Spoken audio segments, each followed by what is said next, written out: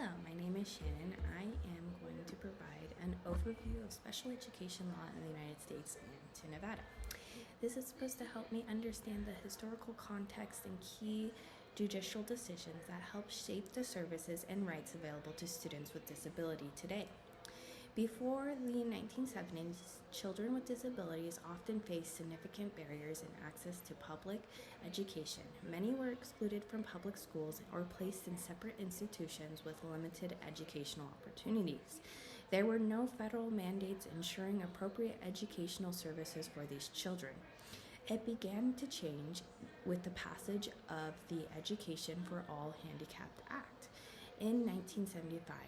Known now as the Individuals with Disability Education Act, IDEA. This landmark legislation required public schools to provide a free, appropriate education to all programs with disabilities, tailored to their individual needs through an individual education program, also known as an IEP. IDEA has been reauthorized and amended over the years to strengthen protections and ensure students with disabilities have access to the general education curriculum in the least restrictive environment.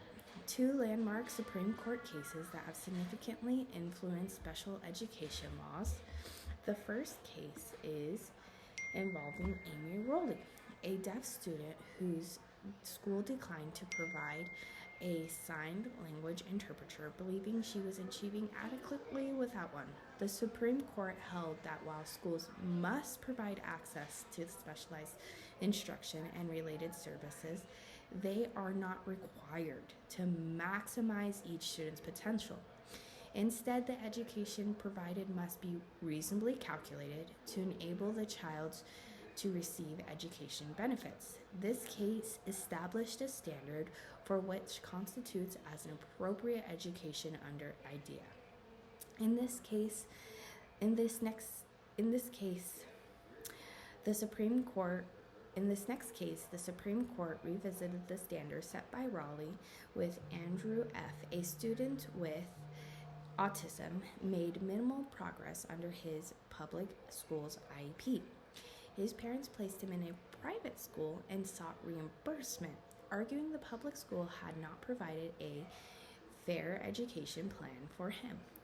The court ruled that to meet its substantive obligation under the IDEA, a school must offer an IEP reasonably calculated to enable a child to make progress and appropriate in the light of the schools must offer in the light of this child's circumstance. This decision clarified the de minimis standard was insufficient, and schools must offer more than minimal education benefits.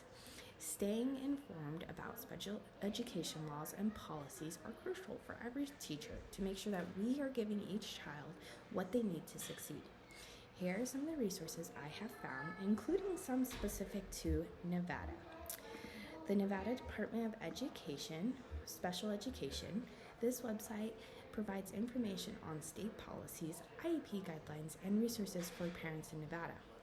The Rights Law, a comprehensive resource offering information about special education law and education laws and advocacies for children with disabilities.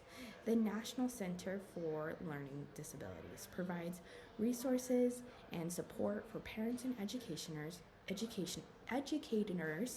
to improve outcomes for individual learning with attention issues. The Nevada PEEP, Parents Encouraging Parents, a statewide nonprofit organization that provides information services and trainings to Nevada's family for children with disabilities. Understanding the history and the legal foundations of special education will help me become the best teacher possible. Being able to explore into each of these resources and understanding the background that comes with special education will help me when I have a student who might need special help and love, and all of these things I'm grateful for.